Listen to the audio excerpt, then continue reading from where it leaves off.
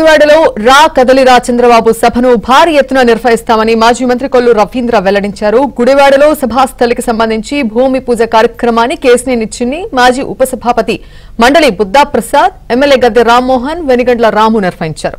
ఈ సందర్భంగా నేతలు మాట్లాడుతూ లక్షలాది మంది ప్రజలతో గుడివాడలో సభను నిర్వహిస్తామన్నారు. ఎన్టీఆర్ వర్ధంతి రోజు నిర్వహించే సభను విజయవంతం చేసి గుడివాడ పరువును కాపాడతామన్నారు. వచ్చే ఎన్నికల గుడివాడలో టీడీపీ జెండా ఎగరవేస్తామని ధీమా వ్యక్తం చేశారు. వైసీపీ పాలనకు రోజులు దగ్గర పడ్డాయన్నారు. రా కదలిరా సభతో గుడివాడలో రాజకీయాలు మారుతాయన్నారు. చంద్రబాబు నాయుడు గారు చేపట్టినటువంటి సమావేశాలు లక్షలాది మంది స్వచ్ఛందంగా ప్రజలు వస్తా ఉన్నారంటే ఈ రాష్ట్రంలో ఈ ప్రభుత్వం పైన వ్యతిరేకత కానీ, రాబోయే కాలంలో చంద్రబాబు నాయుడు గారు, జనసేన, పవన్ కళ్యాణ్ గారి నాయకత్వంలో ఈ రాష్ట్రంలో కొత్త ప్రభుత్వం ఏర్పాటు చేయాలనేది ప్రతి ఒక్కరి ఆకాంక్ష. దానిలో భాగంగా ఇప్పటికీ 6 సమావేశాలు జరిగినాయి.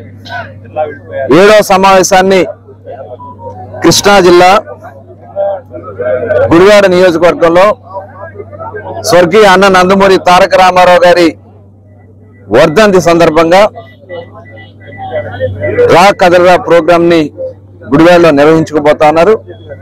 దీనికి పెద్ద ఎత్తున జిల్లా నలుమూలల నుంచి కూడా ఈ కార్యక్రమానికి రాబోతా ఉన్నారు.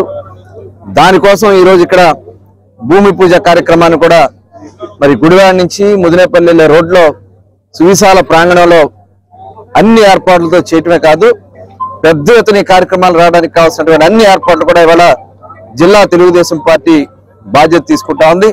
ఇవాళ గుడివాడ ప్రజలంతా అదృష్టం చేసుకున్నారు. చంద్రబాబు నాయుడు గారు జైలు నుంచి వచ్చినాక ఈ సభలో ప్రతి పార్లమెంట్ నియోజకవర్గంలోనూ నిర్వర్తిస్తున్నారు. ప్రజలందరూ ఎప్పుడెప్పుడు చంద్రబాబు నాయుడు గారిని చూద్దాం, ఎందుకంటే వారు ఒక అక్రమ అరెస్టుకి జైలుకి వెళ్లి వారి ఆరోగ్య పరిస్థితి ఎట్లా ఉంది, వారిని చూసి చాలా రోజులైందని ఎంతో ఆతృతతో ఎదురు చూస్తున్నారు. అటువంటి సమయంలో గుడివాడకు అదృష్టం దక్కినందుకు మనం అందరం ఆనందంగా మొదలవ్వాలి. ఉమ్మడి కృష్ణా జిల్లాలో మొదటిగా తిరువూరులో జరిగింది సభ. అది అద్భుతమైన విజయం సాధించింది. అంతకు మించిన విజయం గుడివాడలో జరగబోతుంది.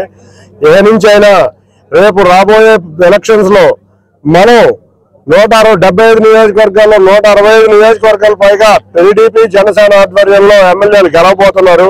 అంతేకాకుండా గుడివాడ ప్రజలందరూ కూడా ఎప్పుడెప్పుడు ఈ బూతుల పురాణం వినకుండా పోతుందా, అసెంబ్లీలో కూడా ఇటువంటి బూతుల పురాణం మాట్లాడే ఎమ్మెల్యేలు ఎప్పుడెప్పుడు దూరం అయిపోతారని చూస్తున్నారు. తప్పక గుడివాడలో 20,000 మెజారిటీతో తెలుగుదేశం అభ్యర్థి గెలవబోతున్నారు. తెలుగుదేశం, జనసేన ఉమ్మడి అభ్యర్థి గెలవబోతున్నారు. అంతేకాకుండా రాష్ట్రం మొత్తం మీద జనసేన, టీడీపీ అభ్యర్థులు 160